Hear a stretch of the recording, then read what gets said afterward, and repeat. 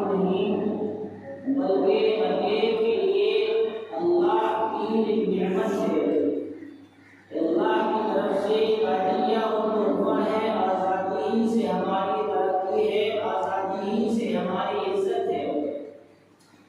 इस मुल्क की खातिर ये मुत्तहिदा हिंदुस्तान, मौजूदा हिंदुस्तान नहीं, बल्कि पूरा का पूरा हिंदुस्तान, जो तक़सीम से पहले पाकिस्तान और बांग्लादेश के दोनों मुल्क हमारे मुत्तहिदा हिंदुस्तान में शामिल थे। तक़सीम हिंद के बाद वो दोनों हिंदुस्तान से आज़ाद दूर हो गए। लेकिन जब अंग्रेज़ों से हमारे बुजुर्गों ने, हमारे अकाबिर और असलाफ ने आज़ादी के लिए लड़ाई लड़ी, तो ये सारा का सारा एक ही हिंदुस्तान कहलाता था। मेरे दोस्तों, अगर हमारे बड़े और बुजुर्गाने दीन आज़ादी की खातिर अपनी कुर्बानी न देते और कुर्बानी निछावर न करते, तो मेरे दोस्तों आज अल्हम्दुलिल्लाह जो हमारे मुल्क में मदारिस, मसाजिद, मकातिब, मराकिज़ और दावत व तबलीग का काम नजर आ रहा है, ये उन्हीं बुजुर्गों की कुर्बानी की बरकत है। खुदा न खास्ता अगर वो कुर्बानी न देते तो आज इस मुल्क में कोई मुसलमान बाकी न रहता। लेकिन अफसोस, बड़ी बड़ी हकीकत कि जहाँ हमारे बड़ों की एक तरफ कुर्बानी है, वहीं हमारे कौम का हाल ये है कि हम अपने बड़ों की दास्तान, तारीख और हिस्ट्री, इतिहास को नहीं जानते। हालांकि हमारे बुजुर्गों की तारीख और इतिहास से, कुर्बानियों से, जो बलिदान उन्होंने इस मुल्क की खातिर दिया, बड़ी बड़ी लाइब्रेरियाँ इसके लिए बनी हुई हैं। राइटरों ने, मुसन्निफीन ने, मुहद्दिसीन ने इसके लिए बड़ी किताबें लिखी हैं। मेरे दोस्तों, इतनी किताबें कि चार मशहूर लाइब्रेरियों का तज़किरा करता हूँ। दुनिया की सबसे बड़ी लाइब्रेरी वाशिंगटन में है, जो लाइब्रेरी ऑफ कांग्रेस के नाम से मौसूम है।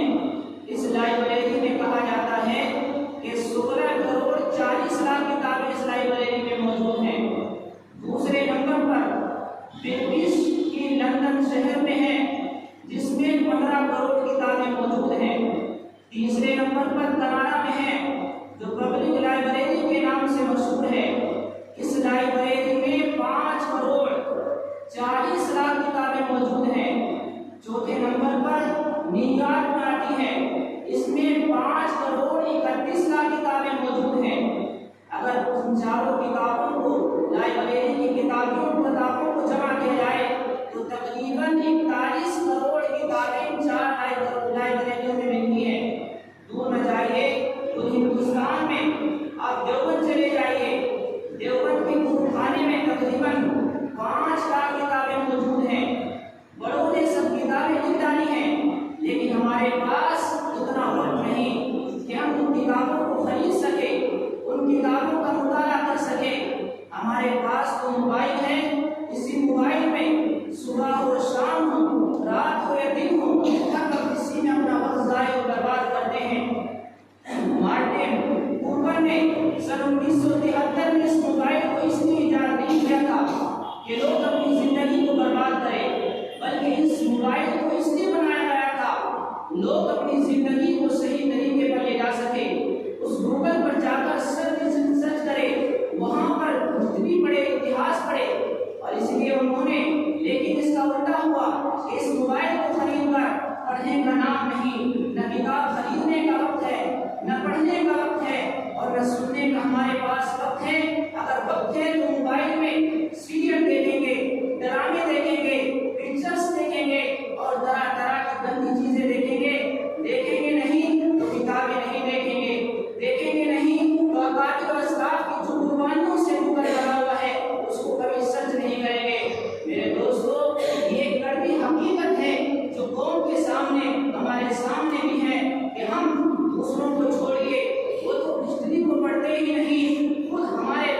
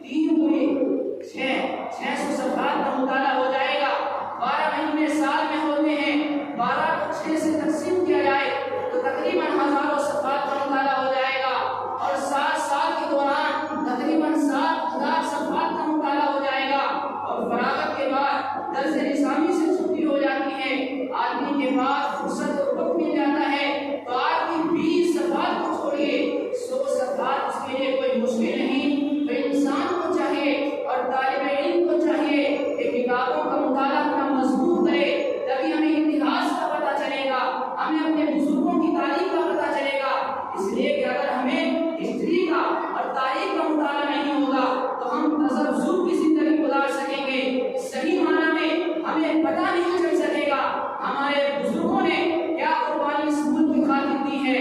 इजमाली तौर पर मैं आप हजरात के सामने जंग आजादी का खाका सामने रखता हूँ।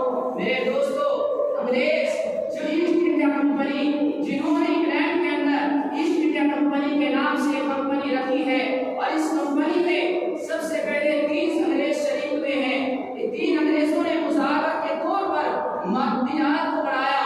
उन्होंने देखा कि हिंदुस्तान उस वक्त जो कि बड़ा अल्लाह तबारक व तआला ने इस मुल्क को कुदरती वसाइल अता किए थे कि बांग्लादेश जो करीबी है, इसकी मुल्क जो इसकी राजधानी ढाका के अंदर एक मलमल का कपड़ा बनता था। यहाँ का मलमल का कपड़ा बड़ा मशहूर था। उसके बारे में लिखते हैं और कहते हैं मुफ्ती महमूद साहब जो शेखुल हदीस होते हैं गुजरात के, वो कहते हैं कि अगर उस मलमल के कपड़ों को 100 मीटर को तय किया जाए तो उतना बारीक हो जाया करता था। एक अंगूठी के नगीने में 100 मीटर कपड़ा आ जाया करता था। इसी तरह यहाँ की लकड़ियाँ, यहाँ की मसालेदार हिफ्फत व सिनत बड़ी मशहूर है। यही कहते हैं कि मैं एक दफा इंग्लैंड जाना हुआ, वहाँ के चर्च को मुसलमानों ने खरीदा। आज भी मुसलमान खरीदते हैं चर्च को, वहाँ पर मदारिस बनाते हैं, मसाजिद बनाते हैं। मेरा जाना हुआ, मैं देखा सबसे आखिरी इमारत पर पहुंचा, वहाँ की छत को देखा, छत आलीशान लकड़ियों की बनी हुई थी। मैंने गौर किया तो देखा उस पर मोहर लगी हुई थी। उस मोहर पर हिंदुस्तान की मोहर और ये पैगाम और ये लिखा हुआ था सन 1880 में वो हिंदुस्तान से एक लकड़ी आई थी। उन्हीं लकड़ियों को उस इमारत में लगाया गया था। यहाँ की लकड़ियाँ, यहाँ के मसालेदार, यहाँ की कपड़ा तिजारत के मकसद से अंग्रेज ईस्ट इंडिया कंपनी के नाम से हिंदुस्तान में आया, लेकिन मकसद कुछ और था। इसलिए उस वक्त इस हिंदुस्तान को चिड़िया, सोने की चिड़िया कहा जाता था। इसको लूटने के लिए अंग्रेज आया, वो तिजारत के बहाने से आया, मकसद लूटना मकसद था। जब हिंदुस्तान में आया तो सबसे पहले जब उसका पंजा लगा, उसे मजबूती मिली। सबसे पहले सामना सन 1757 में नवाब सिराजुद्दौला बंगाल के इलाके में, वहाँ पर जंग होती है पलासी के मैदान में सन 1757 के अंदर। लेकिन अपनों की गद्दारी की वजह से, और ये अल्लाह के वली थे, बड़े दीनदार इंसान थे, ये कहते हैं इनकी फौज कभी हार नहीं सकती थी। लेकिन इनके कुछ अफसरान, फौज के कुछ जनरल अंग्रेजों से मिल गए। अंग्रेजों ने बड़ी माली रिश्वत देकर इनको खरीदा गया और ऐन लड़ाई के वक्त पर वो सब अंग्रेजों से मिल गए। इस वजह से सन 1757 में नवाब सिराजुद्दौला को हार का सामना करना पड़ा। इसके बाद सन 1757 से लेकर 1857 का जो दरमियानी वक्फा है, यानी जो फासला है 100 साल का, इसमें अंग्रेजों ने पूरे तौर पर हिंदुस्तान में तसल्लुत किया, अपना कब्जा जमाया। यहाँ तक के सन 1799 में दूसरी जंग होती है, यानी मैसूर में जो एक मैदान है सरंगापट्टनम, वहाँ पर हज़रत टीपू सुल्तान शहीद रहमतुल्लाह अलैह से जंग होती है। ये टीपू सुल्तान कौन होते हैं मेरे दोस्तों? आज सीरियल में और इनके मुजस्समे जो चौराहों पर बनाए जाते हैं, जो तस्वीरें आपको दिखाई जाती हैं, उनमें यही नजर आता है कि उनके चेहरे पर दाढ़ी नहीं है। ये बिल्कुल हकीकत से बिल्कुल खाली है, ये बिल्कुल गलत है। उनके बारे में शेखुल इस्लाम मौलाना हुसैन अहमद मदनी अपने मकतूबात में लिखते हैं कि वो वली ही नहीं बल्कि कुतुबुल अख्ताब, यानी वलियों के वली थे। उनके बारे में कैसे कहा जा सकता है कि उनके दाढ़ी नहीं थी? इनके बारे में आता है कभी उनकी तहज्जुद की नमाज कभी कज़ा नहीं हुई, हत्ता कि जिस दिन उनकी शहादत हुई है उनके बारे में लिखा है कि उस दिन भी तहज्जुद की नमाज अदा की है, फजर की नमाज अदा की है, उसके बाद कुरान करीम की तिलावत की है, इशराक की नमाज अदा की है, उसके बाद मैदान जंग में आए हैं और मैदान जंग में आकर यहाँ पर अपने अपनों की गद्दारी की वजह से हार का सामना करना पड़ता है। अल्लाह ने उनकी दीनदारी की वजह से वो रोग, वो दबदबा इनको दिया था। मालिकी ने लिखा है कि 3 दिन तक उनकी नाश मुबारक वो जमीन पर पड़ी रही। किसी अंग्रेज को ये हिम्मत नहीं हुई करीब जाकर देखे, आया जिंदा है ये दुनिया से जा चुके हैं।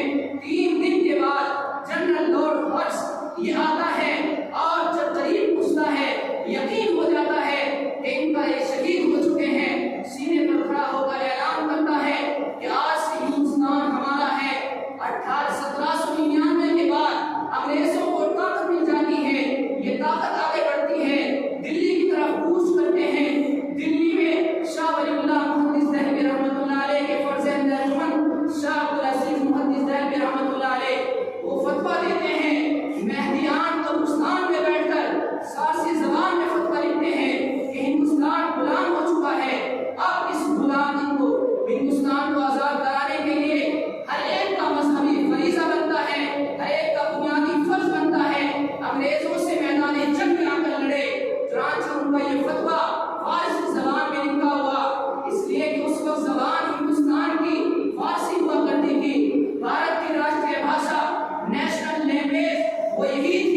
फारसी हुआ करती थी।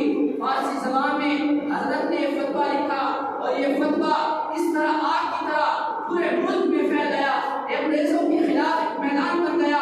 हजरत के दो शागिर्द शाह इस्माइल शहीद रहमतुल्लाह अलैह, हजरत सईद अहमद बरेलवी रहमतुल्लाह अलैह, ये दोनों बुजुर्गाने दीन एक काफिले को लेकर निकलते हैं, पूरे मुल्क के दौरे करते हैं और इसी तरह गलियों गलियों फिरते हैं, लोगों का जहन बनाते हैं, अंग्रेजों के खिलाफ लड़ने के लिए आमादा करते हैं।